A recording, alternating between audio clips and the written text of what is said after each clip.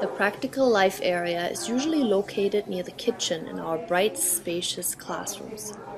Attractive, carefully selected activities are set out in low shelves where children can see them and use them whenever they are interested. Our students work on many things, practicing using a dropper, carefully dusting plants,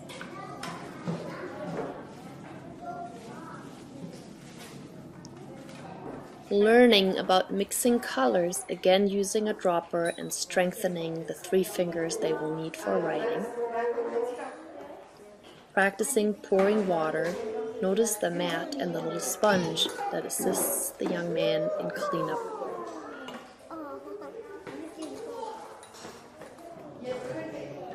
Learning to squeeze a sponge, transferring water from one dish into another. Notice the care and the very clear, deliberate process here.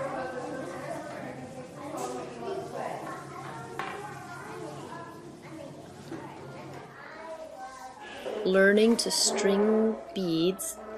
Notice how focused the young boy is and how the teacher is carefully observing him and at the same time keeping an eye on the rest of the classroom.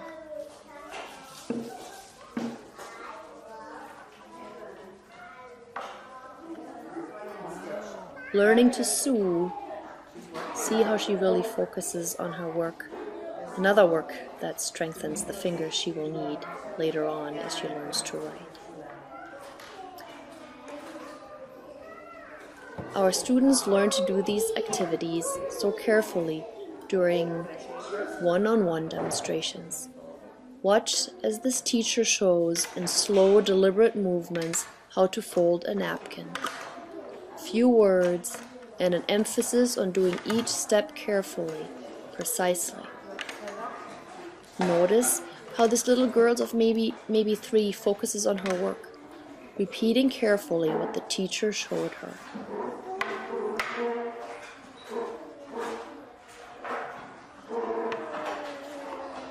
After the teacher left during my visit, she kept at this work, folding napkins and carefully unfolding them and putting them back for a good 15 minutes.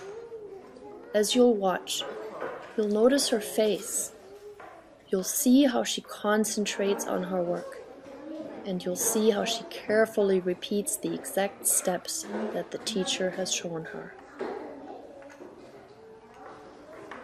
Also watch in the background as other children go about their own work, rolling up their mats, taking works and replacing them. That is typical in a well-run Montessori classroom.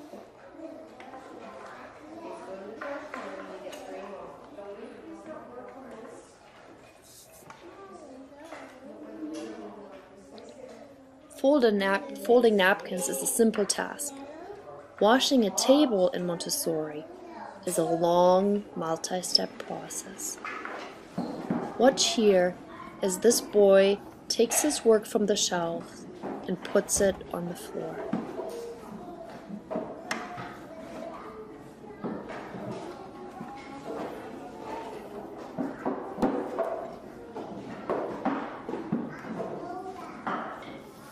Watch as he carefully takes his pitcher and fills it with water, and then walks carefully again to the table he wants to wash and pours it into a bucket.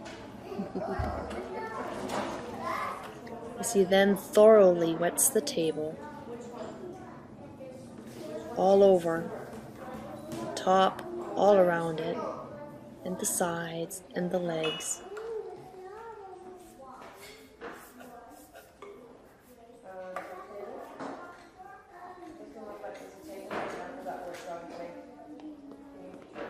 As he then proceeds to the next steps and takes his soap and soaps the table up all over again.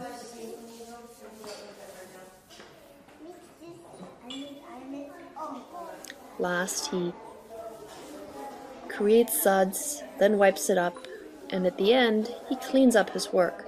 This whole process can easily take 30 minutes and takes a lot of concentration. Cleanup in Montessori happens just as carefully as the work itself. Notice how the teacher shows the boy how to dry the dish, and how to put all parts of the work together again on the tray, and how the boy replaces all of it in its proper spot on the shelf. A well-run Montessori classroom is a busy place, a place where children work purposefully, independently, and learn a great deal.